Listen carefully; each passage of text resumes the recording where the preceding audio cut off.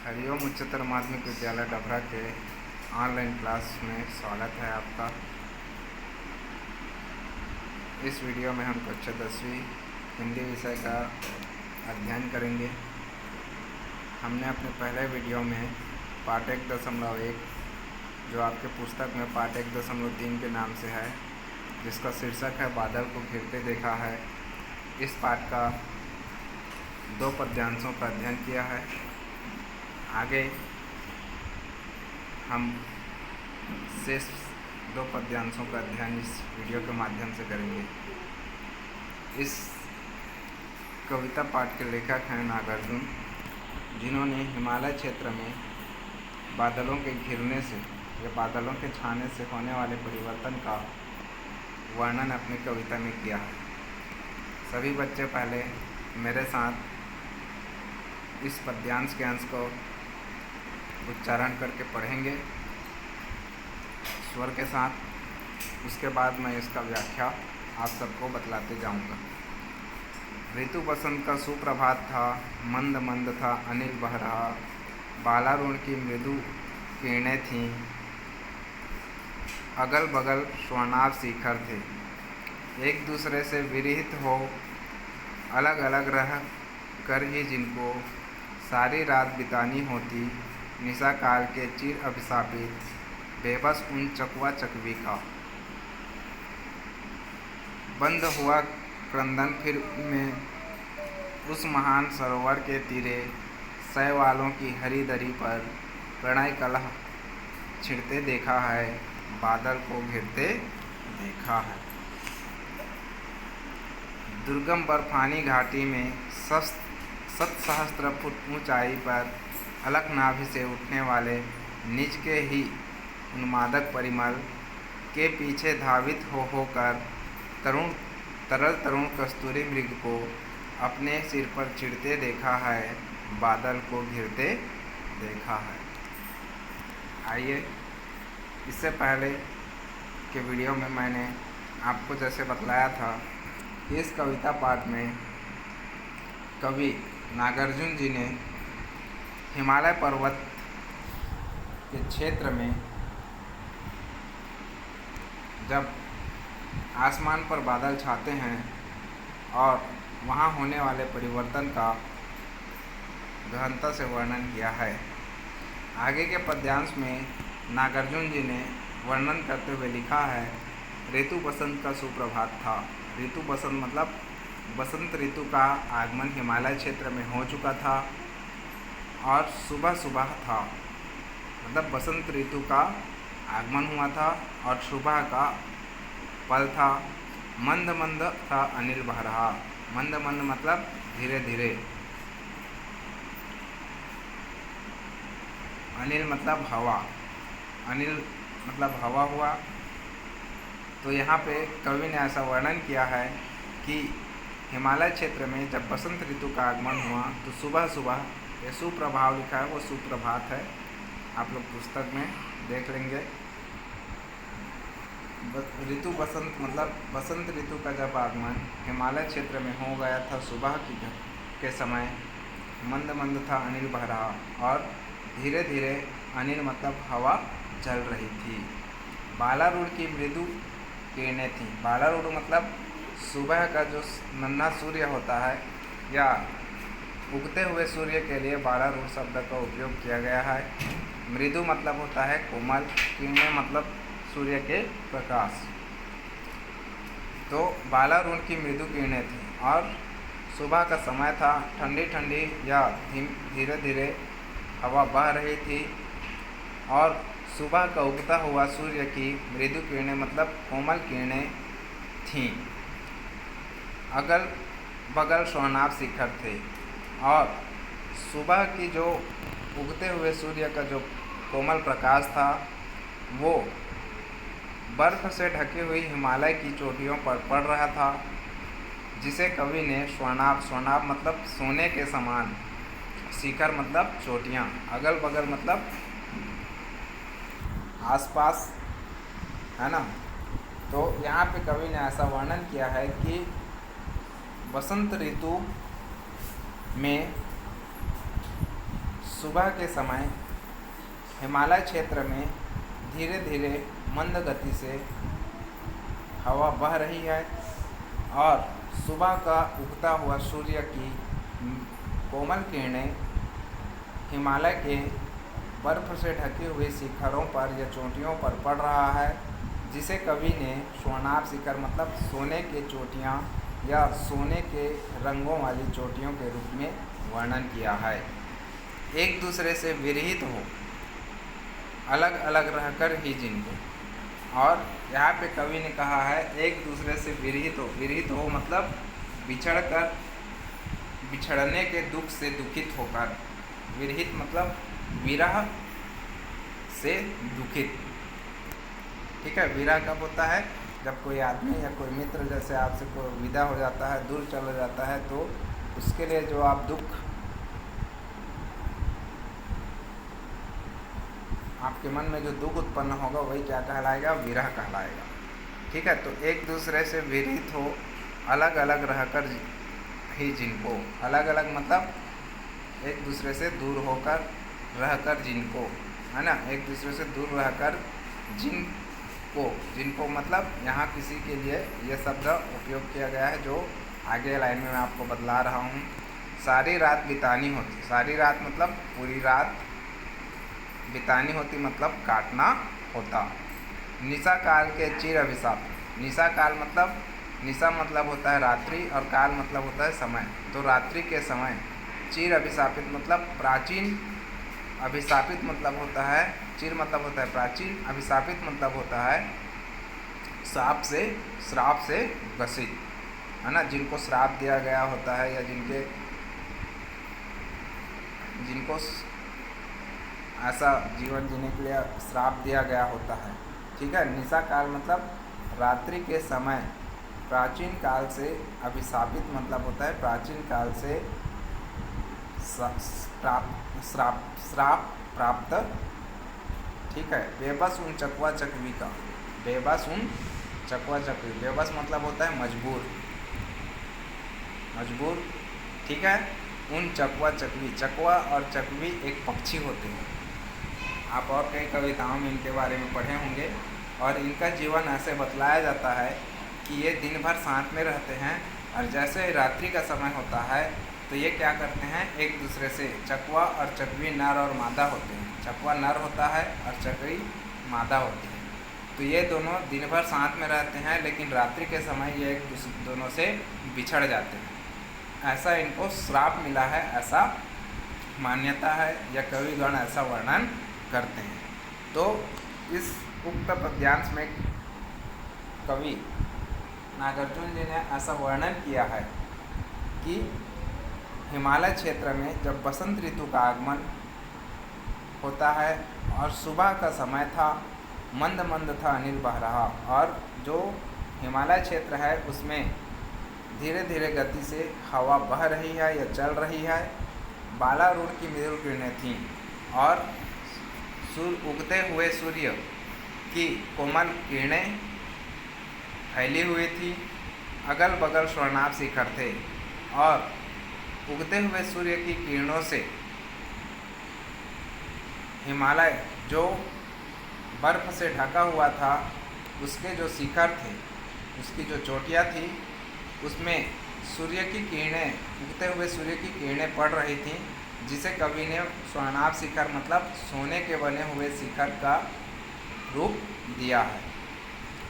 एक दूसरे से विरहित हो, एक दूसरे से विरहित हो कहने का मतलब ये एक दूसरे मतलब जो चकवा चकई था वो एक दूसरे से बिछुड़कर दुखी हो रहे हैं, अगर अलग अलग रहकर ही जिनको, और ये हमेशा रात्रि के समय क्या करते हैं, अलग अलग रहकर जीवन जीते हैं।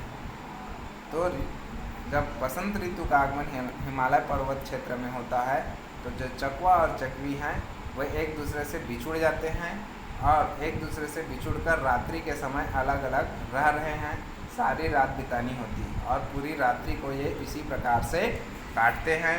निशा काल के चिर अभिशापित, निशा काल मतलब यह रात्रि के समय, ये श्राप उनको बहुत प्राचीन समय से मिला हुआ है कि निशा काल मतलब रात्रि के समय ये एक दूसरे से बिछड़ जाते हैं, चकवा और चकवी, बेबस उन चकवा चकवी को, ये एक दूसरे से बिछड़ने के लिए क्या है, मजबूर है। तो कवि ने यहाँ ऐसा वर्णन किया है कि जब ऋतु बसंत मतलब बसंत ऋतु का आगमन जब हिमालय क्षेत्र में होता है तो सुबह के समय ठंडी ठंडी हवाएं, धीरे धीरे मंद मंद हवाएं जो है चल रही हैं। उगता हुआ सूर्य के प्रकाश हिमालय पर्वत की जो चोटियां हैं जो बर्फ़ से ढकी हुई हैं जिस पे पड़ रहे हैं, तो वो चोटियां सोने के बने हुए चोटियों के समान दिखाई दे रहे हैं। और चकवा और चकवी पक्षी एक दूसरे से बिछुड़कर रात्रि के समय उन्हें जो श्राप मिला हुआ है कि वो चकवा और चकवी रात्रि के समय एक दूसरे से बिछुड़कर जीवन जीने का जो श्राप मिला हुआ है उसे जीने के लिए वो दोनों मजबूर हैं। आइए आशा इतना में मैं ये पद्यांश का अर्थ इतना ही है। आपको आगे पद्यांश का अर्थ मैं बतला रहा हूँ जो इसी का एक अंश है। बंद हुआ क्रंदन फिर उनमें, और चकवा और चकवी बसंत ऋतु के रात्रि में एक दूसरे से बिछुड़ कर क्या कर रहे हैं, क्रंदन कर रहे हैं। क्रंदन मतलब होता है रोना या दुखी होकर आवाज़ निकालना, है ना, उसी को क्या कहते हैं, क्रंदन कहते हैं। फिर उनमें, और जब सुबह होती है, जब अगली सुबह होती है तो वो क्रंदन क्या हो जाता है, या उनके रोने का या जो आवाज़ करने का या चिल्लाने की जो घटना है वो क्या हो गई है, बंद हो गई है।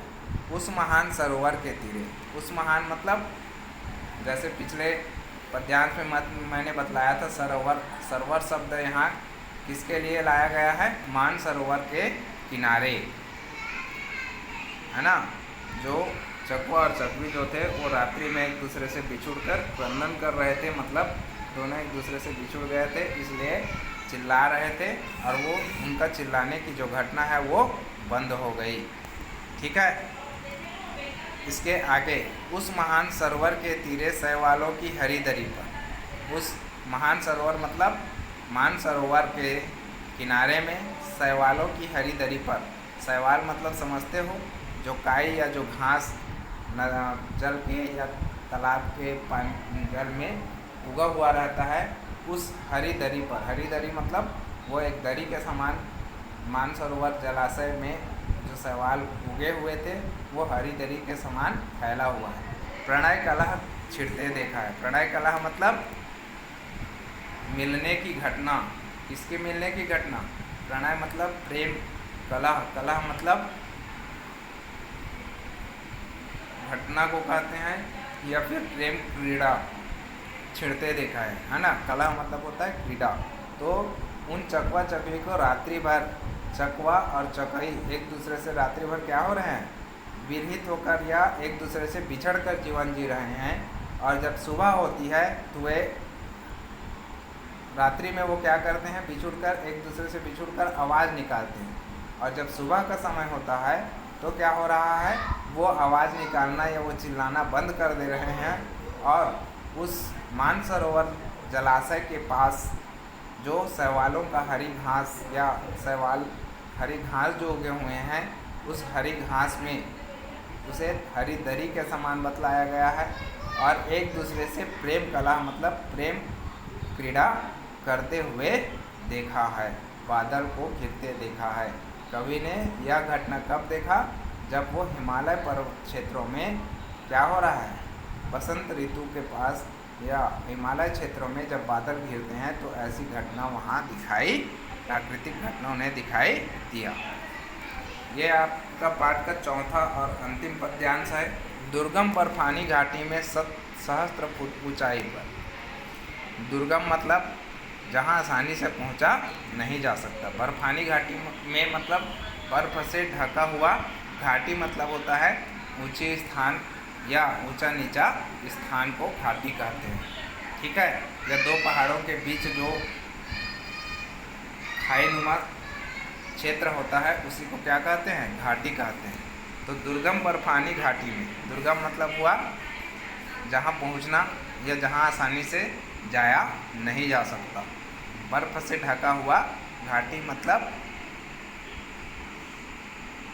घाटी मतलब मैं जैसे बतलाया, दो पहाड़ों के बीच जो खाई होता है उसी को क्या कहते हैं, घाटी कहते हैं।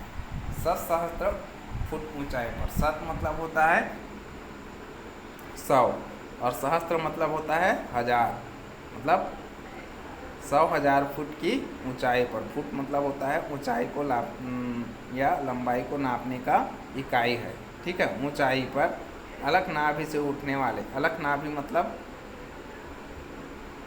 खुद के या पवित्र, अलग मतलब होता है पवित्र, नाभि मतलब होता है जैसे हमारे पेट में जो होता है ना, जो निशान होता है उसी को क्या कहते हैं, नाभि कहते हैं। से उठने वाले, अलग नाभि मतलब पवित्र नाभि से उठने वाले निज के ही उन्मादक परिमल। निज मतलब होता है खुद के ही उन्मादक, उन्मादक मतलब मदमस्त कर देने वाली, परिमल मतलब सुगंधित खुशबू, ठीक है।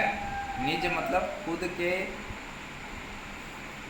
शरीर से ही या खुद के यहाँ नाभि से, खुद के नाभि से उठने वाले, उन्मादक मतलब होता है मदमस्त कर देने वाला या मन को झकझोर देने वाला, परिमल मतलब होता है सुगंधित खुशबू के पीछे धावित होकर। धावित होना मतलब होता है, धावित मतलब दौड़ना या उसके पीछे भागना। तरल तरुण कस्तूरी मृग, तरल तरुण, तरल मतलब हुआ यहाँ नौजवान या तरुण मतलब हुआ नौजवान, और तरल मतलब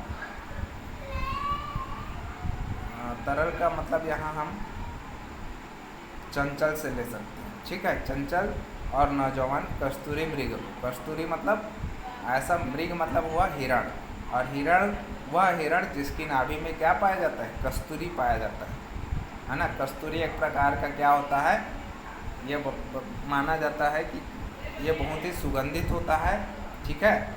और ये मृग, मृग मतलब होता है हिरण के नाभि में पाया जाता है, और वो जो हिरण है ना, जिस हिरण के नाभि में पाया जाता है वो हिरण उसी कस्तूरी के खुशबू से उन्मादित हो रहा है, मतलब चंचल हो जाता है और उसको पाने के लिए इधर उधर दौड़ता रहता है। को अपने पर चिढ़ते देखा है, बादल को गिरते देखा है। चिढ़ते देखा है मतलब अपने पर ही वो उस खुशबू के तलाश में वो इधर उधर भटक रहा है ना। चिढ़ना मतलब गुस्सा करना होता है ना। बादल को गिरते देखा है मतलब बादल जब हिमालय क्षेत्र में गिर रहा है तब ऐसी प्राकृतिक घटनाएं वहाँ दिखाई दे रही हैं। तो इस काव्यांश में मैं कठिन शब्दों का आपको शब्दार्थ बतला दिया। अब इसकी व्याख्या मैं बतला रहा हूँ।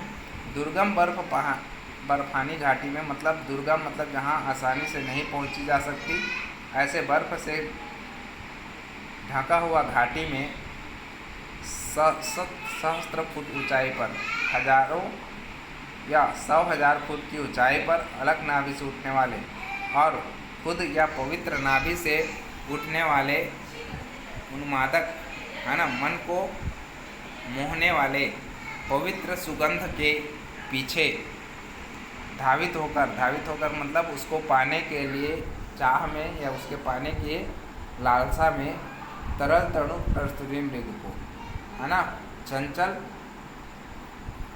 चंचल जवान हिरण को कस्तूरी की खोज में इधर उधर दौड़ते हुए देखा गया है या दिखाई दे रहा है, अपने पर चिढ़ते देखा है और उस कस्तूरी की को प्राप्त करने में सफल नहीं होने के कारण वो खुद पर क्या कर रहा है, चिढ़ रहा है या खुद पे गुस्सा कर रहा है। यह घटना कवि को कब दिखाई दी, जब बादल को घिरते देखा है, मतलब हिमालय क्षेत्र में जब बादल घिर रहे हैं या छाते हैं तब यह घटना दिखाई दे रहा है। मतलब इस पद्यांश में कवि ने ऐसा वर्णन किया है कि जब हिमालय क्षेत्र में बर्फ़ से ढकी हुई जो घाटियां हैं या हजारों फीट की ऊंचाई पर स्थित जो हिमालय पर्वत है, उसकी ऊंची ऊंची घाटियों पे अपने ही नाभि से उठने वाले जो कस्तूरी का सुगंध है, उस पवित्र सुगंध से बेचैन होकर या उन्मादित मतलब मदहोश होकर उसे पाने की इच्छा में जो हिरण है वह इधर उधर दौड़ रहा है या भाग रहा है, और वह जब उस कस्तूरी मृग को पाने में असफल हो जा रहा है तो खुद पे गुस्सा कर रहा है। यह घटना कब दिखाई दिया कवि को? जब हिमालय पर्वतीय क्षेत्र में बादल को छाते हुए उन्होंने देखा। ठीक है, आगे मैं इस पाठ का एक और वीडियो, यदि आप पहला वीडियो नहीं देखे हैं तो उसमें 2 पद्यांशों का मैंने व्याख्या किया है, और 2 पद्यांशों का व्याख्या इस वीडियो में किया जा रहा है। आशा करता हूँ कि आप सभी इस पद्यांश को पढ़ने में आप सभी को आनंद आया होगा। धन्यवाद। और आप सभी ने इस पद्यांश को पढ़ा होगा और इसका भावार्थ समझने में आपको आसानी हुई होगी। आगे आपके लिए गृह कार्य यह है कि आप कल से सभी इस पाठ के पुस्तक में जो शब्दार्थ दिए हैं वो शब्दार्थ अपने कॉपी में नोट बनाएंगे या उसको लिखेंगे। ठीक है, और मेरे को व्हाट्सएप में मेरे व्हाट्सएप नंबर पर उसको भेजेंगे। यह सभी आप सभी के लिए गृह कार्य है। धन्यवाद। आगे हम पाठ दूसरा पढ़ेंगे। ठीक है, नेक्स्ट वीडियो। धन्यवाद।